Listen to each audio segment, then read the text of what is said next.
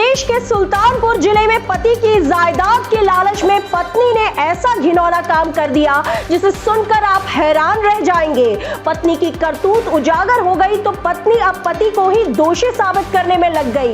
अपनी बेटी की करतूतें जानने के बाद भी मायके वाले पति पर ही दबाव बना रहे हैं। फिलहाल पुलिस ने पति की शिकायत पर निष्पक्ष जांच कर कठोर कार्रवाई की बात कही है। दरअसल यह मामला गोसाईगंज थाना क्षेत्र के सैफुल्लागंज का है। इसी गांव के रहने वाले मोहम्मद असीर का निकाह 13 वर्षों पूर्व नगर कोतवाली के नबीपुर की रहने वाली महनाज अंजुम से हुई थी। असीर के माँ बाप के निधन के बाद पति पत्नी बेटी और बेटे के साथ घर पर रहा करते थे। शुरुआत में सब कुछ ठीक ठाक चलता रहा, लेकिन इसी बीच मोहम्मद नसीर को एक ऐसी बात पता चली जिसे सुनकर आपके होश उड़ जाएंगे। असीर की माने तो पत्नी महनाज अंजुम पति असीर के खाने में नींद की दवा मिला देती थी, जिसके बाद इसे कुछ पता ही नहीं चलता और अचेत होकर सोता रहता। बीते 9 नवंबर की रात उसने खाना नहीं खाया और वैसे ही सो गया। रात में अचानक उसकी नींद खुली तो पत्नी को पास न देखकर उसे ढूंढने लगा। ढूंढते ढूंढते असीर बगल के कमरे की ओर गया तो वहां उसकी पत्नी महनाज अंजुम को आपत्तिजनक स्थिति में देखकर उसके होश उड़ गए। लिहाजा असीर ने तत्काल इसकी शिकायत अपने सास ससुर से की और उसे मायके भेज दिया। वहीं अपनी सुरक्षा के मद्देनजर घर में चुपचाप सीसीटीवी लगवा दिया। वहीं अपनी बेटी को पाक साफ बताने के लिए सास ससुर ने उसे फर्जी मुकदमों में फंसाने की धमकी तक दे डाली और 10 नवंबर की सुबह बेटी को लेकर पुलिस थाने पहुंच गए। पत्नी को भगाने की सूचना पर पुलिस ने असीर को तलब किया। क्या मामला है? मैं सैफुल्लागंज से रहने वाला हूँ। मेरा नाम मोहम्मद असीर है। हम आए थे कप्तान साहब से मिलने के लिए कि हम ये दिए थे मुख्यमंत्री को डीआईजी आईजी को हमने पत्र दिया था कि हमारी औरत फले मुकदमे में हमको फंसाना चाह रही है। हमने फैसला किया था, इसी मामले में आए थे कप्तान साहब से मिलने के लिए। क्या मामला है, क्यों आपकी औरत मुकदमा फंसाना चाहती है? ये हमारे सास और ससुर, हमारे साले साहब, हमारे दो फरमाइन हमको मिल के बार बार दबाव डाल रहे हैं कि आधे एक घर है और आधी प्रॉपर्टी हमारी बहन की लिख। मेरे दो घर हैं, प्रॉपर्टी है, कहने आधे लिख तो हमारी बहन की। हम लिख नहीं रहे हैं, बार बार हमारे ऊपर दबाव बनाया जा रहा है कि फले मुकदमे में आपको फंसा दिया जाएगा।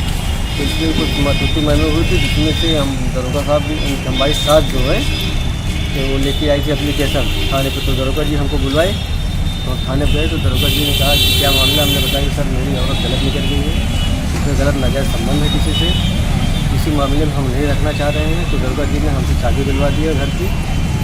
तो घर पे आ गए थे और बार बार कह रहे थे हम फंसा देंगे। तो जब 13 तारीख की घटना हुई उस दिन हम घर पे थे नहीं, 1-1.5 घंटे पहले निकल गए हैं। और सीसीटीवी फुटेज में एकदम साफ साफ ये दिखाई पड़ रहा है कि घर से जा रही हैं एकदम से, हाथ में दवा ली है, आगे आगे लड़की हमारी जा रही है, पीछे पीछे ये जा रही है। फिर दरवाज़ा बंद करते हैं, फिर दरवाज़ा बंद करने के बाद बाहर से निकलती है और पड़ोसी लोग हमारे देखें, इसकी आप स्वयं जाँच कर लेंगे।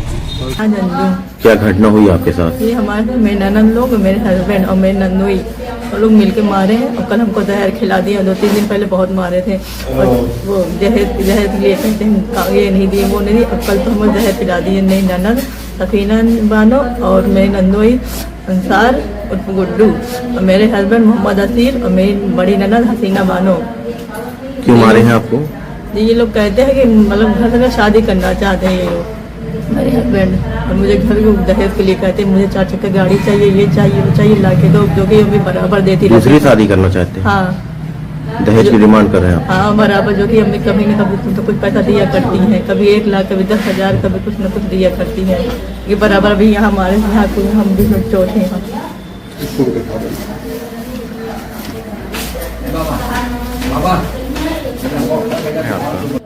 अंजुम। क्या घटना हुई आपकी बेटी के साथ? हमारे बेटी के साथ घटना हुई आज 3-4 दिन पहले मारे, बहुत निकाले कोशिश किया, नहीं निकल रही थी तो फिर ये गई थाने पर।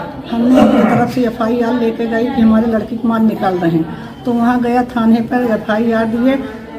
तो उसके बाद में वो जो है दरोगा जो था, दरोगा गोसाईगंज थाने के अंतर्गत एक मामला हुआ था जहर खाने का। क्या मामला है उसमें? इसमें पीड़िता द्वारा अपने ससुराली जन पर आरोप लगाते हुए जहर देने का एक अभियोग पंजीकृत कराया गया है, जिसके संबंध में मुकदमा कायम है तथा इसमें साक्ष्य संकलन की कार्रवाई प्रचलित है। शीघ्र ही गुण दोष के आधार पर विवेचना का निस्तारण कराया जाएगा।